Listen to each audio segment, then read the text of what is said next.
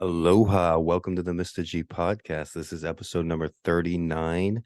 It is a warm 78 degrees here on the outskirts of Chinatown in Honolulu, Hawaii, my city, the largest city in the Pacific. And today is Saturday, June 24th. Yesterday's episode was a really interesting episode. I told a lot of personal stories, in particular about the summer of 2008. That's the summer when the famous movie, The Dark Knight, came out. I don't go to movies very often, and I don't watch movies very often anymore. But if anybody asks you what your favorite movie is, The Dark Knight is always a great answer. So check out yesterday's podcast. Today's podcast, we're going to talk about Mark Zuckerberg fighting Elon Musk in a cage match. I'm a big Elon Musk fan, and I'm not a big Mark Zuckerberg fan. So you know who I'm cheering. We're going to go over their height, their weight, the Vegas odds on who's going to win. And I'm going to tell today another personal story. This time I'm going to talk about the very first time I went to Austin, Texas as a kid, and where I would end up living for 10 years and going to the school at the University of Texas and graduating and writing a book about the city of Austin as well. My first book, Gonzo Education. Like I said, it's available on Amazon right now, one of the highest reviewed books on Amazon. Like I said, it's a steamy, humid 78 degrees here in Honolulu. There's some noise going out. There's some particular neighbors. I swear they pay their rent in cans because every month at the end of the month, they literally would take like 20, 30 cans. That's like the biggest money making thing. That shows you what kind of apartment building I live in, where the people, they collect cans to pay their rent. It's pretty crazy, but we're not going to talk about them. We're not going to talk about the assholes who yell up here. I'm going to ignore them. I did talk about them, but they are outside where everybody can hear them at 7 a.m. on a Saturday morning, crushing cans. But that is what it is. I really love doing this podcast. I do it every single day. I'd be doing it if nobody was listening. It's very well produced because I'm well produced. I'm well made. And I also have a great speaking voice. I have a great storytelling voice. I'm great at storytelling. I'm great at explaining. And I'm great at communication. So if this is your first time listening, you found gold. You found gold, baby. Gold. Gold. Gold. The Mr.G podcast you can listen to on your way to work, while you're on the train, while you're at work, while you're cleaning the house, while you're taking care of the kids, whenever. The Mr.G podcast, it's available wherever you get podcasts. They ain't going to keep me out of this club. No, man, I'm going to own this shit soon. Sorry, Joe Rogan. The podcast is available on Amazon Podcasts, Apple Podcasts, Google Podcasts, a bunch of small podcast sites. And if you can't find the audio version, full episodes of the Mr.G podcast are uploaded in their entirety to Twitter and YouTube. So let's get started today. Mark Zuckerberg versus Elon Musk. The Vegas line came out. Who do you think is favored? Zuck or Elon? Well, before I tell you, let's go over just some statistics, like some what they know, who will win, their stats. Okay. So Elon Musk, I saw some tales of the tape that he's 5'11", but personally, I've never met a man that was 5'11". It doesn't exist. You round up, you're 6 feet. Other websites have him clearly listed at 6'1" or 6'2". So I think the site that had him at 5'11", it also said some other things about him. And a lot of people take shots at Elon. So many people, especially on the left, they just take shots at Elon. No one takes shots at Zuckerberg. Elon is a much cooler person than Zuckerberg. I know them both very well. Okay, just kidding. I'm pretty sure Elon Musk knows me, though. I sent him 2 copies of my book. I would never send Zuckerberg a copy of my book. Elon Musk has built 7 awesome companies that changed the world. Zuckerberg made Facebook before there was social media. He does not deserve the billions of dollars. Zuckerberg does not deserve that money. He did not do anything. Facebook has sucked for years. Facebook is MySpace. Oh, it's Meta. It's Meta. They had to change the name because Facebook would be MySpace. Where's MySpace now? There's no difference. They don't need Zuckerberg. The world does not need Zuckerberg. We don't need Facebook. We don't need Meta. There's better sites. The only people on Facebook or Meta still are just like older people that are just used to it and they don't want to change. And once most people get older, not myself, but most people, once they reach a certain age, they don't like change and they're used to Facebook. They're used to this. I stopped using Facebook in 2008, when it stopped, when it before it was cool. So this fight, Elon Musk is got the height advantage. He's let's just say 6 feet tall, and Zuckerberg, it says he's 5'7", but I've noticed people that are around that height, 5'7". He could be as short as 5'3" or 5'4". He's a short guy. He's shorter than average, and Elon is taller than average. But you just want Elon to win. Yes, I want Elon to win, and I'm betting my rent money, baby. But as far as their weight difference, I believe Elon is about 250 pounds, and Zuckerberg's only 100 pounds. That's what I'm saying here. That can't be right. Maybe that's their reach. Zuckerberg has been trained in Brazilian jiu-jitsu, which I guess it's supposed to be the best thing for MMA.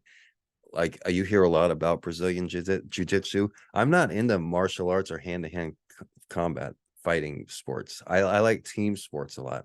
That's the biggest difference between someone like me and someone like Joe Rogan. I can tell Joe Rogan, he seems like a great dude. I plan on going on his podcast one day. But he he's the type that doesn't really know about like team sports. He might know a few players here or there, be able to fake it. But he's an expert at MMA and probably boxing and stuff like that. And I'm the exact opposite, where I see something in team sports that's just attractive to me, like the underlining storyline, I guess, and a lot of different aspects that go into it, and the analogy of of having a goal, and the ball is the goal, and the analogy of how it works with life in real life, and basketball and soccer is the same way. And those are the two sports I like, soccer and basketball, because you have a basketball or a soccer ball, and then you have a goal, and you're trying to get that ball in the goal. Sometimes you're good enough to dribble between your legs and slip by the defenders and trick this person and that one, and you're strong enough to kick it all the way to into the goal from halfway from center field. But most of the time you need help, you need teammates, you need a group of people helping you, and you all have the same goal of getting this ball into there. So then you pass to this guy, then two guys run there, and you set a pick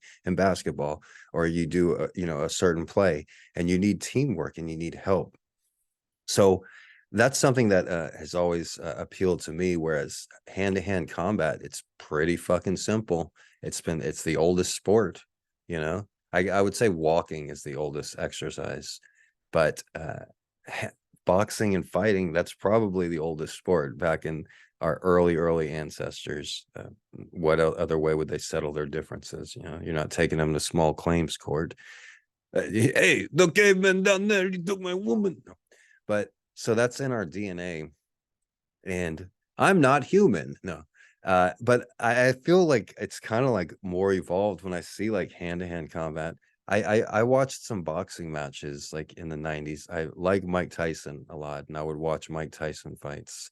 And I watched some classic fights like Muhammad Ali, Joe Frazier, Thrilla in Manila, The Rumble in the Jungle, and a lot of that. And I kind of like that just because also the classic aspects. So you see all the people in the crowd, and it's like an older camera. And same reason why I like Turner Classic Movies, because everybody that you see there is probably passed on, and it's from a simpler time without sounding cliche.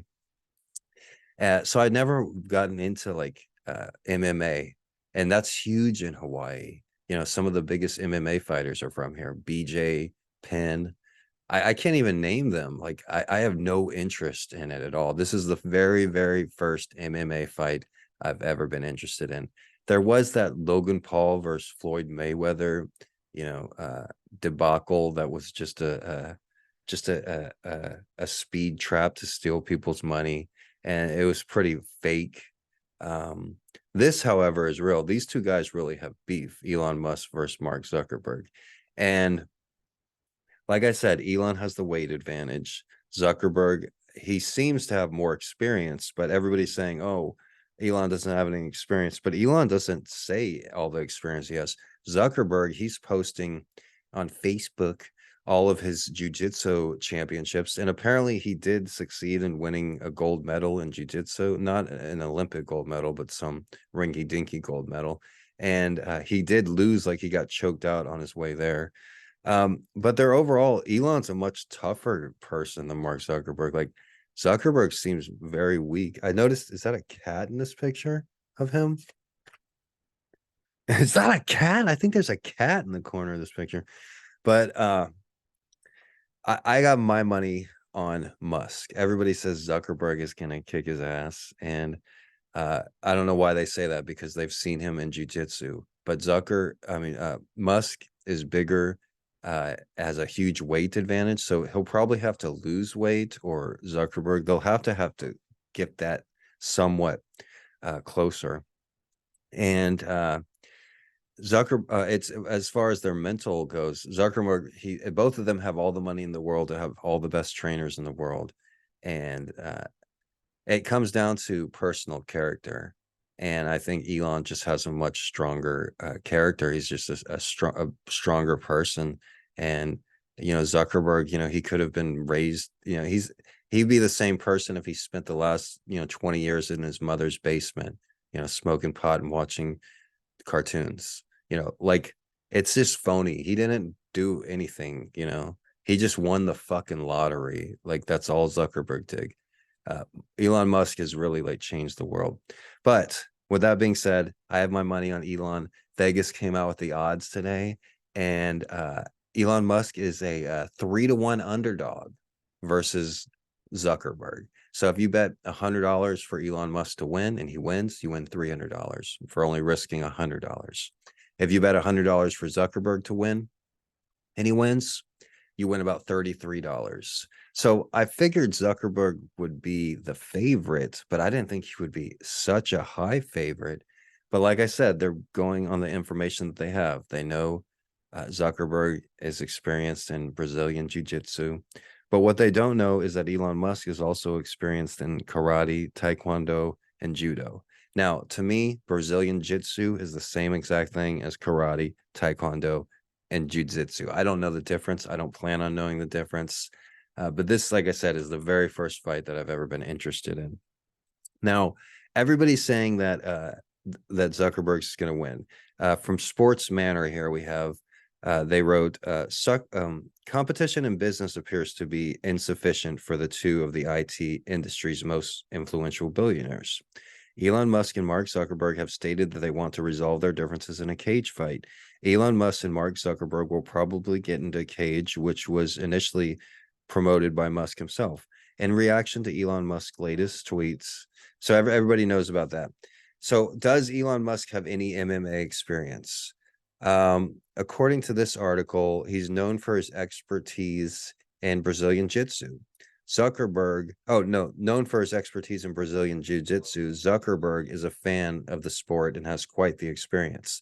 Zuckerberg not only attends UFC events, but also participates in many BJJ competitions, blowjob competitions. On the contrary, Musk has no prior experience in MMA or any other fighting sport.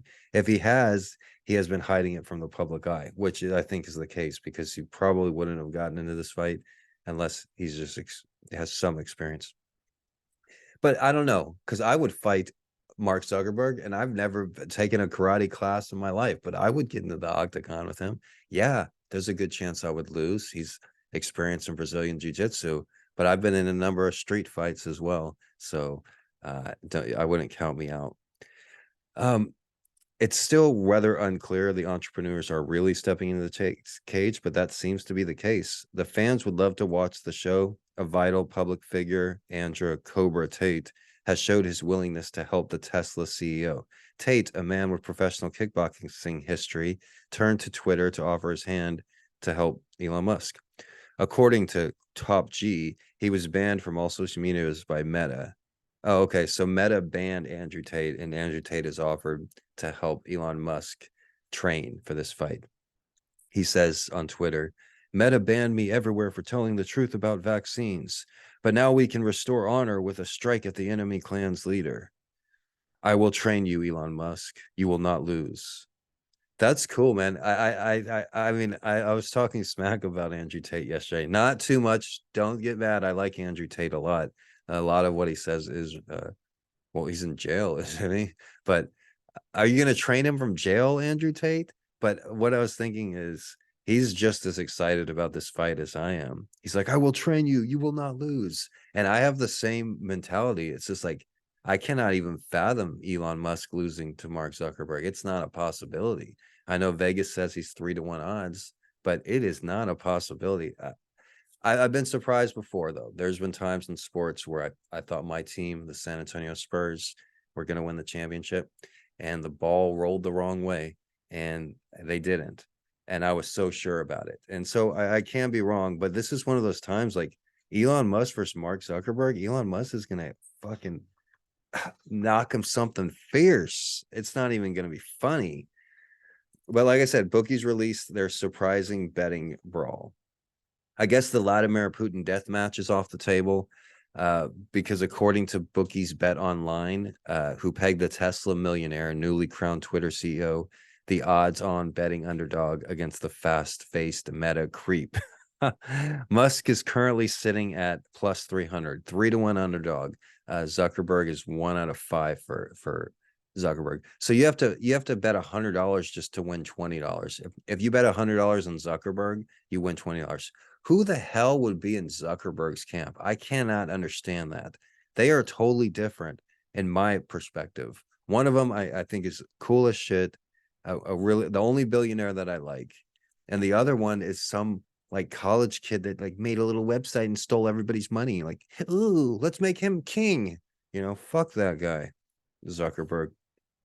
But I don't know. Who do you guys think are going to win? Are you a Zuckerberg fan? I do have friends that use Facebook. Facebook. I have friends that use Facebook. Some older people. Kendra isn't old, but she's my age, but she uses Facebook, only basically. And, older people, grandmas and stuff, they still like their Facebook and stuff. And I can understand that, but you have to move on. If you think TikTok is just teens dancing, then you're an idiot listening to the fucking talking heads propaganda. Maybe TikTok was teens dancing 5 fucking years ago in 2018, but now it's 2023, and no, it's not just teens dancing. It's way better than YouTube, Instagram, and all the others put together. They're like 10 years ahead technology wise. Whatever you're thinking, TikTok will put the video up. That's how good their algorithm is. It's next level. Everything sounds better on TikTok. Videos sound better. Videos look better. They're clearer. Every little thing of video making or content consuming is way better on TikTok. So when you hear people that use Facebook only, what's the word I'm looking for? They use Facebook like religiously, not religiously, but just like that's the only thing they use. There's a word that slipped on the tip of my tongue, but it's the only thing they use. And you got to be open-minded in life. They say, when you're nervous about doing something, that's a good sign. That means you're growing. You want to get rid of familiarity, and it breeds contempt. Familiarity breeds contempt and content at times. But people get used to being in their little thing, in the little world, and you want to push yourself, or you'll never grow. You want to do things that make you nervous. You want to do things that you are a little excited about, and not excited, but and maybe nervously excited or scared of. Do things you're scared of. And if that's the grandma, trying out TikTok, she's been on Facebook for years, but she has this nice phone and she's heard a lot about TikTok, but she's also heard it's just teenagers dancing. But no, it's for everybody. And like, I don't know why anybody would, if you're scrolling on Instagram or Facebook or Twitter, even Twitter, okay, because you can get some like really hardcore videos on Twitter and lots of news on Twitter. But like, if you're just ignorant, if you're scrolling on YouTube shorts or just like watching YouTube videos, all of the social medias, YouTube, Google. Hey, Google, how you like chat AI?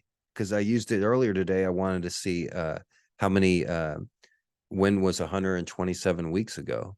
And Google couldn't do it, but chat GPT, boom. And all I did was ask it, hey, Chat GPT, what day was 127 weeks ago? Of course, there's some online calendar that like spams and puts all this shit on your computer.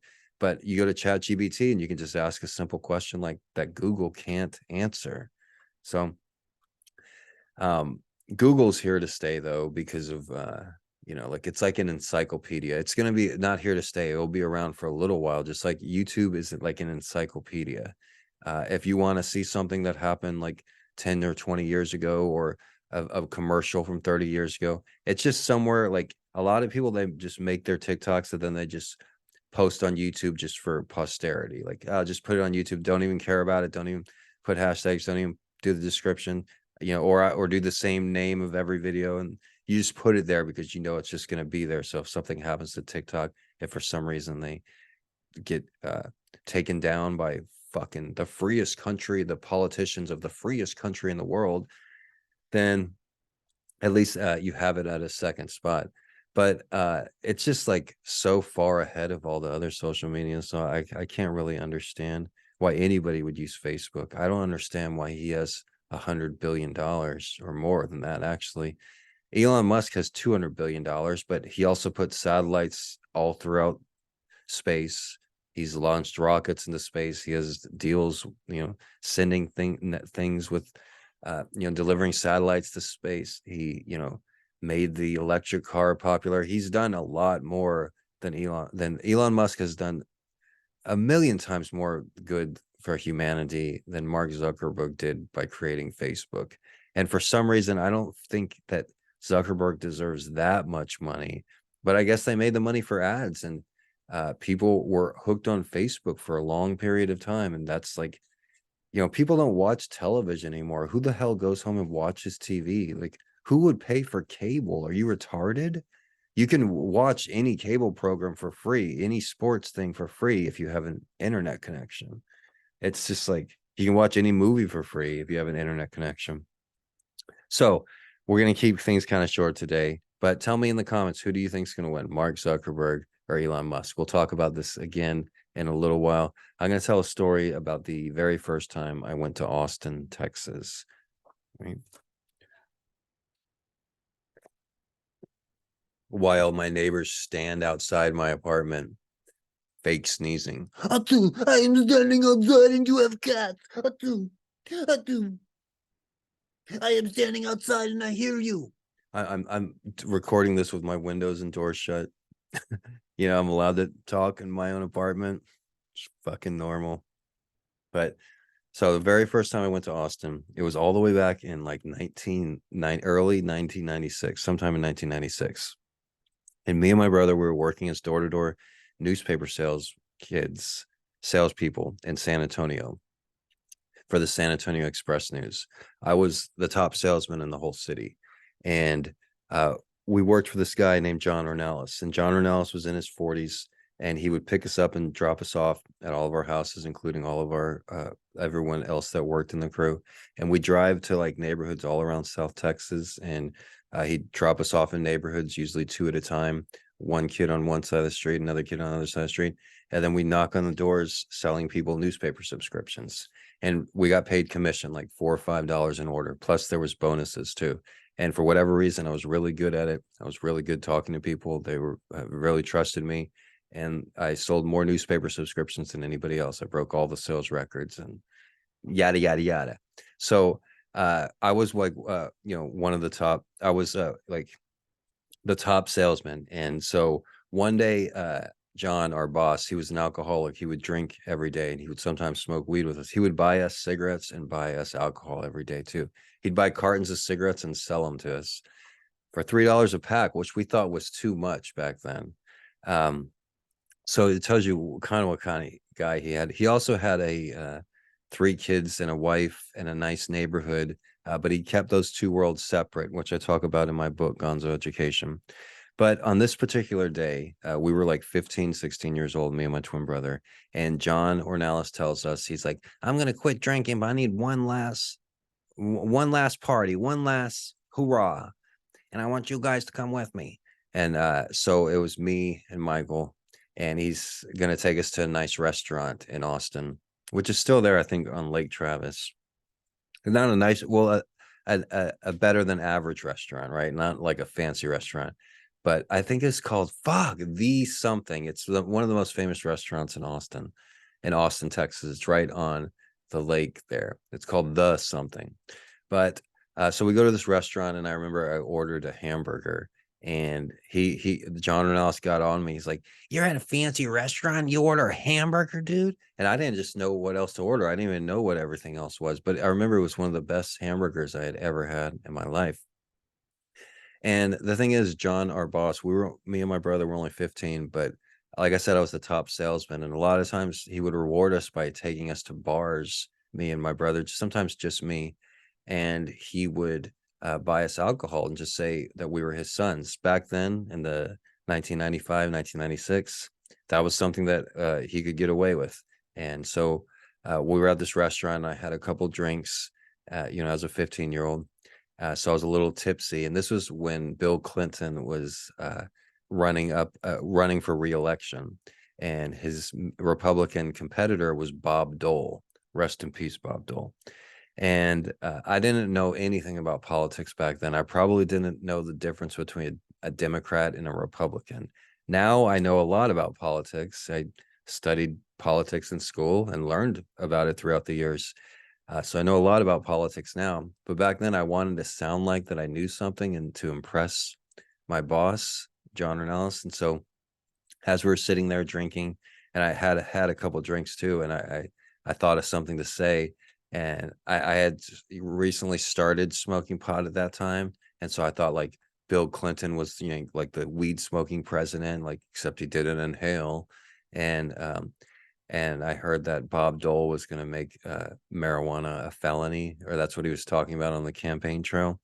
And so I wanted to say something. I was like, "Oh, I heard Bob." And so while we're eating, I just stopped and I was like, "I heard Bob Dole," or I didn't even say I heard. I was like, "Bob Dole, if he gets elected, he's gonna make marijuana a felony and send everybody to jail. It's gonna be horrible." And I tried to act like I knew what I was talking about, which some young people try to do. They try, or anybody that they don't know enough about a particular topic like politics, and they want to say something and they want to add into the conversation, but them being ignorant of the subject ends up making them look worse. And so that's what happened that time. And John was like, "Dude, what are you talking about?" And he even said that. I remember he was like, "Do you even know the difference between a Democrat and a Republican?" And I don't remember what my answer was, but that question has stuck in my mind since then. And I met a farmer, Armin Saia, in New Mexico years later, 20, 30 years later. And he told me, "Greg, I got something to say." I had been there for a week, and the farm was like my family, and I was real talkative and everything. It was the best farm I ever worked on. But we're driving down to his tomato crops that was down the field where these bears lived. One of the only bears I ever seen. And he's like, "Greg, I got something to tell you." And I thought he was like gonna tell me something really like heartbreaking or something. I was like, "Okay, what?" And I was just like ready for it. It's like, "I don't know the difference between a Democrat and a Republican." I was like, "Oh, woo, I thought you were gonna say something." Then I was just such a relief. I'm like, "Oh, no problem, bro." I was like, "Don't worry. Lots of people don't know the difference." I guess the best way to describe it is the easiest way, the overall umbrella to describe it is usually Democrats and liberals. They like government programs and government assistance and more taxes. And Republicans, they want less government and less taxes. That's the best way to tell somebody. If they want to know the difference between a Republican and a Democrat and they have no idea, Democrats want government programs, more taxes. Republicans want less government and less taxes. Yes, there are social issues. A lot of them are in the gray area, but generally most Republicans are pro-life and most Democrats are pro-choice as far as the death penalty, capital punishment. Most Republicans are pro-capital punishment. Most Democrats are against it. And it seems to go that way. A lot of people, if they're like, "Am I a Democrat or so? Do I like Elon Musk? Well, I voted for Obama, so I guess I must not like him. A lot of people are like that. They're like, how do I feel on this issue? Well, I'm in this tribe, so let's see how they feel. They have to, because there would be more people on both sides. You look at somebody like me, I'm for gun control and I'm for more taxes, but I'm also for you know, I also have a libertarian mindset. I want the government to stay out of my business. And I think they're, I'm all over the place personally, and that would be the normal reaction to things. That would be how things would normally go, unless you intentionally wanted to be on the side that you're agreeing with the side that you feel you're a part of, just because you're not actually taking it into account and thinking about your own opinion. You're just siding with whatever your group is siding with. So if liberals hate Elon Musk and you're a liberal, then you consider yourself hating Elon Musk, even though you have no reason to hate him. So, and it's got to be like that because it's so polarized. People are just, siding with whatever camp they say. So, what do you guys think? The fight's going to happen in a steel cage in Las Vegas, and I'm looking forward to it. I guess I'm looking at this. I was talking about Austin, but yeah. Oh, let me finish that story. I went off track. So I didn't know anything about politics there because I started talking about the farmer. But John Renalis, he got so drunk that night. And after we were done at the restaurant, we found out that Crosby, Stills, and Nash were playing at Lake Travis, like at a huge concert right nearby. And John was like an old hippie from the late 60s and early 70s. Me and my brother, we didn't know who Crosby, Stills, and Nash even were. Later, I would go on to appreciate them. The Byrds, basically, and I like the Byrds, the band, the Byrds, a lot, and I like a lot of their songs. But he wanted to go to the concert; they were sold out, and so John was like, "Fuck that, dude! We're getting in. I don't give a fuck. We're getting in."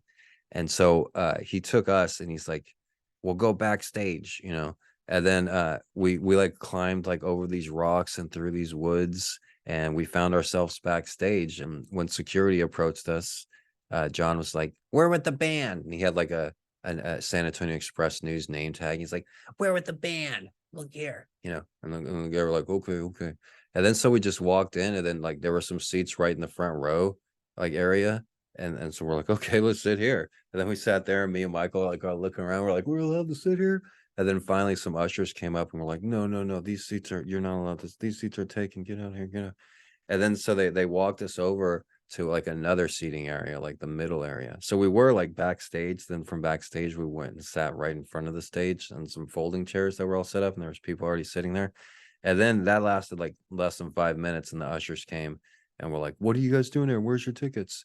And John was all drunk, like looking for his tickets, like I can't find them, And then so we just snuck into the concert. So they take us to like a middle area. It wasn't the nosebleed section, and it wasn't right in front of the stage, but it was a middle area. And me and my brother were just like sitting there. We weren't even really enjoying it, but John was just like dancing the whole time. And there was another woman there, and he started drunkenly dancing with the woman. And he was just all over the place, just fucking so drunk. And we were looking forward to driving home because normally when he got too drunk, he would either give me or Michael the keys to drive. And Michael did end up driving that night, but after we left the concert, he couldn't. John Ornelas, our boss, couldn't find his wallet, so he was just drunk there looking for his wallet all over the place. And we looked for like an hour. He went up to the front of the stage where we had originally sat, and we looked everywhere for this wallet, couldn't find it. And I remember driving home so late that night, and he even wanted to go somewhere else to look for this wallet. Another thing about alcohol, like, yeah, you're likely to lose your wallet.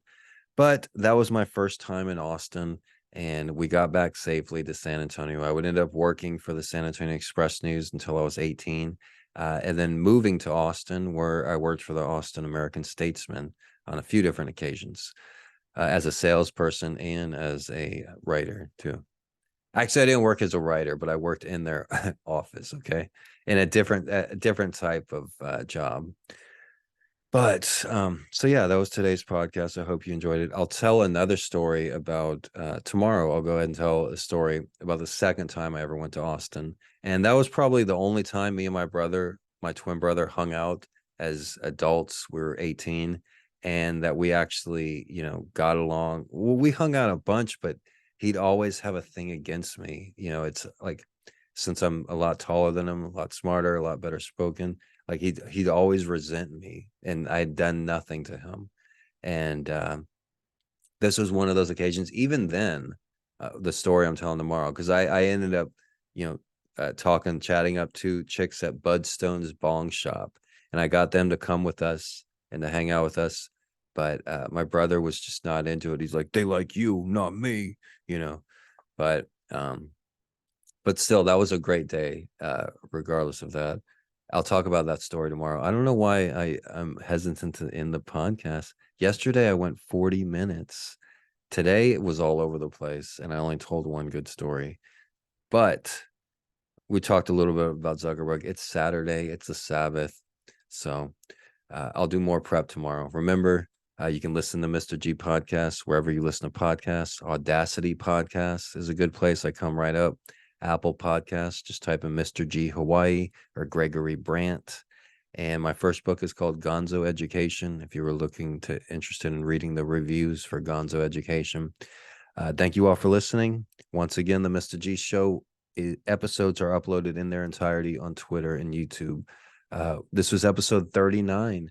We keep doing a new episode every day, and it's great for posterity. You can listen to this a week from now, a year from now, or 10 years from now, and still gain something from it. Nobody's keeping me out of the podcast club. All right. You're not going to say that I'm not smart enough. You're not going to say that I don't sound good enough. You're not going to say that I don't work hard enough, because I do all three of those things much better than your average podcast host. Thank you for listening. My name is Gregory Brandt, aka Mr. G. Shake them haters off and keep winning, bro, and keep living and keep breathing. Everybody, we're in this together. We're on a rock, flying around a star, going a million miles per hour in the boondocks of the Milky Way. It's a miracle that we're here. Let's enjoy it. Aloha, everybody.